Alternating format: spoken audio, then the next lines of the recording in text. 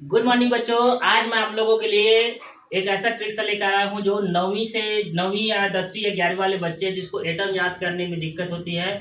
अच्छा, एटम याद करने के लिए ट्रिक्स है तो बता दिया हूँ। दूसरी चीज है एटॉमिक नंबर याद रखना और उसका द्रव्यमान को याद रखना, ये बहुत जरूरी है। उसको मैं एक ट्रिक्स के माध्यम से बताना चाहूंगा।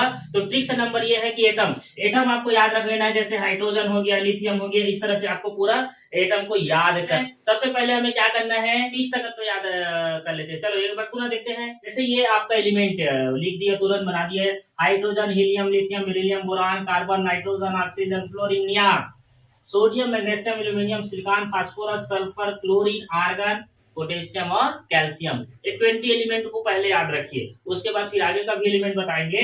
तो इन सबका एटॉमिक नंबर को एक टेबल बना के याद रखना है। ठीक, चलो देखते हैं। चलो ठीक है, यहाँ पर देखते हैं। जैसे मैंने यहाँ पर हाइड्रोजन का संकेत यहाँ दर्शाया। हाइड्रोजन यहाँ लिखेंगे नाम हाइड्रोजन। इस तरह से परमाणु संख्या किसका होता है 1, इसका जो द्रव्यमान होता है 1। उसी तरह से तुम्हारा जैसे यहाँ लिख दिया हीलियम, हीलियम को यहाँ पर लिख लेंगे इस तरह से। उसके एटॉमिक नंबर बढ़ा देंगे 2 और ये हो जाएगा तुम्हारा 4। उसी तरह से अगला आता है तुम्हारा लिथियम। लिथियम के आगे मैं लिखूंगा इसका नाम लिथियम। तो इसके बाद एटॉमिक नंबर 3 यहाँ पर लिख दिया 7। तो यहाँ पर जो एटॉमिक द्रव्यमान होता है, परमाणु द्रव्यमान, एटॉमिक मास, उसको याद करने का ट्रिक से यहाँ देखेंगे। तो यहाँ चलो मैं अभी क्लोज कर देता हूँ इसको। फ्रीक नंबर बता रहा हूँ।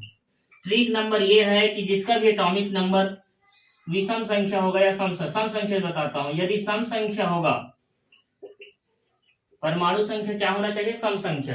सम संख्या मतलब जोड़े के रूप में, जोड़े के रूप में जो होता है वो सम संख्या। जैसे सम संख्या का उदाहरण है 2, 4, 6, 8, 10, इस तरह से सम संख्या होते हैं भाई।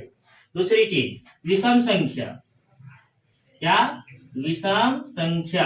विषम संख्या जो होता है देखो हमारा 1 हो गया, 1 है, 3 है, 5 है, ये सब आदि जो होते हैं क्या होते हैं, विषम संख्या होते हैं इस तरह से। तो इन विषम संख्याओं में इनके लिए ट्रिक्स क्या होगा, एटॉमिक द्रव्यमान निकालने के लिए जिसका परमाणु संख्या सम होगा उसको दुगना कर देना है। क्या करना है, दुगना। और इसके लिए क्या करना है, विषम संख्या वाले के लिए दुगना करना है और साथ में एक उसके और जोड़ देंगे। द्रव्यमान में क्या जोड़ देंगे, एक और जोड़ देंगे।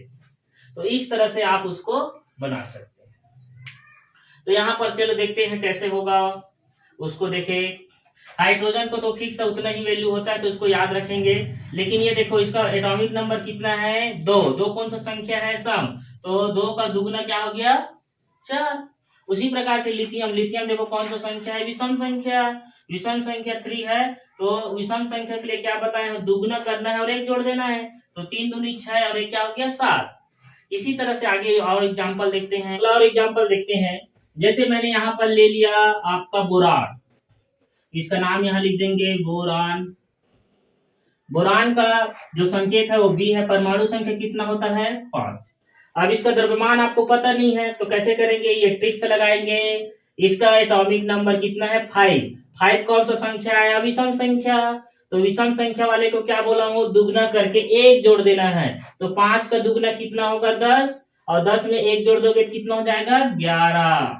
इस तरह से आपको 20 तक याद करेंगे। विशेष करके 9th 10th और 11th वाले बच्चे ध्यान देंगे इसमें।